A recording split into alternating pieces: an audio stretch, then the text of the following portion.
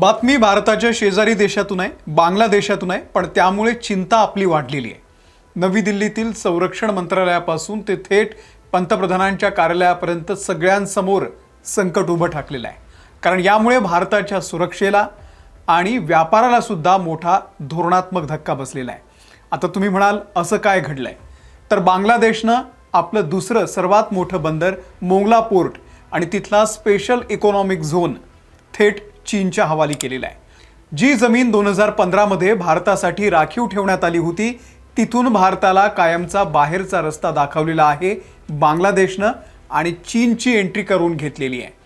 चीन इथे केवळ व्यापार करणार नाहीये, तर भविष्यात आपला मिलिटरी बेस म्हणजेच लष्करी तळ देखील उभारू शकतो आणि चीनचा लष्करी हस्तक्षेप हा भारताला परवडणारा नाहीये।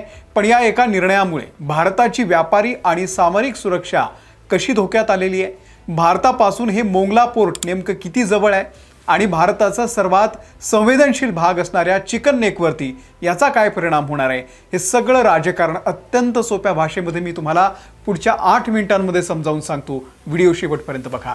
त्यासाठी आधी विनंती आहे, तुम्ही जर आमच्या यूट्यूब चॅनलला सबस्क्राईब केलेलं नसेल तर आता सबस्क्राईब करा। नमस्कार, मी अमोल किनोळकर, आपण पाहत आहात महाराष्ट्र टाइम्स ऑनलाईन। तर सर्वात आधी समजून घेऊयात की हा प्रकल्प भारताच्या हातातून चीनकडे कसा गेला। हा संपूर्ण खेळ राजकीय सत्ता बदलाचा आहे। 2015 साली बांगलादेशच्या तत्कालीन पंतप्रधान शेख हसीना यांच्या काळामध्ये भारत आणि बांगलादेशमध्ये मोंगला पोर्टवरती एक स्पेशल इकॉनॉमिक झोन SEZ हा विकसित करण्यासाठी करार झालेला होता। भारत यासाठी कर्ज देणार होता आणि त्यानंतर 2022 साली एक महत्त्वाचा करार झाला। भारतानं यासाठी प्रसिद्ध हिरानंदानी ग्रुपची निवड सुद्धा केली आणि 2022 मध्ये बांगलादेशच्या ऑथॉरिटी सोबत करारावरती स्वाक्षऱ्या झाल्या। सर्व काही ठीक चाललेलं होतं, पण 2024 मध्ये बांगलादेशमध्ये तख्तापलट झाला। बांगलादेशात अचानक विद्यार्थ्यांचं उग्र आंदोलन झालं। शेख हसीना यांना सत्ता सोडावी लागली आणि त्यानंतर भारतामध्ये त्यांनी आश्रय घेतला। यानंतर मोहम्मद युनूस यांच्या अंतरिम सरकारच्या काळामध्ये बांगलादेशात मोठ्या प्रमाणावरती भारताविरोधी भावना भडकवण्यात आल्या। 2025 मध्ये बांगलादेश सरकारनं भारतीय कंपनी वेळेमध्ये काम करू शकली नाही असा बहाणा करून, हे कारण देऊन भारताला या प्रकल्पातून बाहेर काढलेलं आहे आणि याच संधीची वाट पाहत बसलेल्या चीननं बांगलादेशला कोट्यवधी डॉलर्सची ऑफर दिली आणि आता जून 2026 मध्ये बांगलादेशचे नवीन पंतप्रधान तारिक रहमान यांनी आपल्या पहिल्या चीन दौऱ्यात या 110 एकर जमिनीचा करार अधिकृतपणे चीनच्या नावे केलाय। आता समजून घेऊयात की हे बंदर भारतासाठी इतकं महत्त्वाचं काय आणि ते आपल्या किती जवळ आहे। मोंगला बंदर हे बांगलादेशच्या बागेरहाट जिल्ह्यामध्ये आहे, पश्चिम बंगालच्या सुंदरबनपासून अगदी हाकेच्या अंतरावर। सर्वात धक्कादायक म्हणजे पश्चिम बंगालची राजधानी कोलकातापासून मोंगला पोर्टचं अंतर फक्त 188 किलोमीटर आहे। 188 किलोमीटर हे अंतराळामध्ये किंवा समुद्रामध्ये काहीच नाही। याचा अर्थ असा आहे की चीन आता भारताच्या अगदी दारामध्ये येऊन बसलाय। चीन जेव्हा कोणत्याही देशामध्ये अशा बंदरांचं आधुनिकीकरण करतो तेव्हा त्याचा वापर ड्युअल यूज म्हणजेच व्यापारी आणि लष्करी अशा दोन्ही कारणांसाठी करतो। उद्या जर चीननं मोंगला पोर्टवरती आपल्या युद्धनौका, पाणबुड्या किंवा हेरगिरी करणारी जहाजं तैनात केली तर भारताच्या पूर्व किनारपट्टीवरती आणि कोलकाता पोर्टवरती चीन थेट नजर ठेवू शकतो। आपल्या नौदलाच्या हालचालींची जासूसी करणं चीनसाठी डाव्या हाताचा खेळ होईल। आणि आणखी एक महत्त्वाचा भाग, चिकन नेक। भारताचा नकाशा जर तुम्ही नीट पाहिला तर भारताच्या मुख्य भूभागाला आपल्या ईशान्येकडील 7 राज्यांशी जसं की आसाम, त्रिपुरा, मणिपूर यांना जोडणारा जो अवघ्या 22 किलोमीटर रुंदीचा एक अरुंद रस्ता आहे, यालाच म्हणतात चिकन नेक। जर हा रस्ता कापला गेला, भारतापासून वेगळा झाला, तर ईशान्येकडची राज्य भारतापासून वेगळी होऊ शकतात आणि म्हणूनच याला भारताची सर्वात कमकुवत नस मानलं जातं। मोंगला पोर्टवरती चीनची उपस्थिती या चिकन नेकच्या अत्यंत जवळ आहे। एवढंच नाही तर चीन आता बांगलादेशमधल्या तिस्ता नदी सर्वसमावेशक व्यवस्थापन प्रकल्पामध्ये देखील सामील झालेला आहे। तिस्ता नदीचं खोरं देखील याच सिलिगुडी कॉरिडॉरच्या जवळ आहे। म्हणजेच चीन आता भारताला पूर्व बाजूनं दुहेरी वेढा घालण्याचा प्रयत्न करतोय। आंतरराष्ट्रीय संरक्षण तज्ञांच्या मते युद्ध किंवा तणावाच्या परिस्थितीमध्ये चीन मोंगला पोर्ट आणि तिस्ता प्रकल्पाच्या माध्यमामधून भारताच्या सिलिगुडी कॉरिडॉरवरती सुद्धा थेट लष्करी दबाव आणू शकतो, जो भारताच्या अखंडतेसाठी खूप मोठा धोका आहे. हा धोका फक्त लष्करी नाहीये, हा आर्थिक आणि व्यापारी सुद्धा आहे.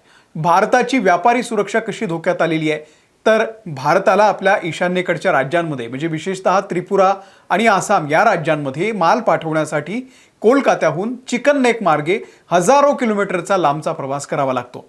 हा वेळ आणि खर्च वाचवण्यासाठी भारतानं बांगलादेशच्या चटगाव आणि मोंगला बंदराचा वापर करण्याचे अधिकार मिळवलेले होते. यासाठी भारतानं कोट्यवधी रुपये खर्च करून मोंगला ते खुलना ही नवीन रेल्वे लाईन सुद्धा बांधलेली होती. पण आता काय होणार आहे, तर मोंगला पोर्टचं नियंत्रण चीनच्या सरकारी कंपन्यांकडे गेलेलं आहे. चटगाव पोर्टवर देखील चीनचा प्रभाव वाढतोय आणि अशा स्थितीमध्ये भविष्यामध्ये भारत आपल्याच राज्यामध्ये माल पाठवण्यासाठी या बंदरांचा वापर कसा करणार आहे? चीन भारताच्या व्यापारी जहाजांना अडथळे निर्माण करू शकतो किंवा तिथली लॉजिस्टिक सप्लाय चेन जी आहे ती पूर्णपणे विस्कळीत करू शकतो. म्हणजेच भारताचा जो ट्रान्झिट रूट होता त्याची किल्ली आता चीनच्या हातात गेलेली आहे आणि याला चीनच्या स्ट्रिंग्स ऑफ पर्ल्स म्हणजेच मोत्यांची माळ या रणनीतीचा भाग मानला जात आहे. चीनचा उद्देश काय? भारताला हिंद महासागरामध्ये किंवा बंगालच्या उपसागरामध्ये चोहो बाजूनं वेढणं. पाकिस्तानमध्ये चीननं ग्वादर पोर्ट विकसित केलेला आहे. श्रीलंकेमध्ये हंबनटोटा पोर्ट 99 वर्षाच्या लीजवरती घेतलेला आहे. पूर्व आफ्रिकेमध्ये जिबुती येथे लष्करी तळ बनवलेला आहे आणि आता बंगालच्या उपसागरामध्ये मोंगला पोर्ट देखील चीनच्या प्रभावाखाली आहे. आता चीनसाठी हे का महत्त्वाचं आहे? हे यासाठीच महत्त्वाचं आहे कारण चीनची 80% जी ऊर्जा आहे, तेल आयात आहे, ती याच हिंद महासागरातून होते आणि त्यामुळे इथं स्वतःचं नियंत्रण मिळवण्यासाठी चीन बांगलादेशचा बुद्धिबळातील प्याद्यासारखा वापर करतोय. शेवटी विचार करण्यासारखी गोष्ट ही आहे की बांगलादेश हा भारताचा सर्वात मोठा शेजारी आहे, ज्याच्याशी भारताची सर्वात लांब सीमा जोडलेली आहे. पण एका तख्तापलटामुळे बांगलादेश आता भारताच्या सर्वात मोठ्या शत्रूच्या म्हणजे चीनच्या कचाट्यामध्ये सापडलेला आहे. चीन, म्यानमार, बांगलादेश इकॉनॉमिक कॉरिडॉर हा वेगानं पुढे जातोय. आता भारतासमोर मोठं आव्हान असेल की बांगलादेशच्या नव्या सरकारसोबत आपले संबंध कसे सुधारायचे आणि आपल्याच दारामध्ये येऊन बसलेल्या चीनच्या या चक्रव्यूहाला कसं तोडायचं. तुम्हाला नेमकं काय वाटतंय? मोंगला पोर्ट चीनकडे जाणं हा भारताच्या परराष्ट्र धोरणाचा पराभव आहे? भारत यातून स्वतःचं रक्षण कसं करू शकतो? तुमच्या प्रतिक्रिया कमेंट बॉक्समध्ये नक्की कळवा. हा व्हिडिओ तुम्हाला आवडला असेल तर लाईक करा, शेअर करा आणि अशाच सखोल विश्लेषणासाठी आमच्या महाराष्ट्र टाइम्स यूट्यूब चॅनलला तुम्ही सबस्क्राईब करायला विसरू नका. फेसबुकवरती आहोत, इंस्टाग्रामवरती आहोत, तिथेही फॉलो करा. धन्यवाद.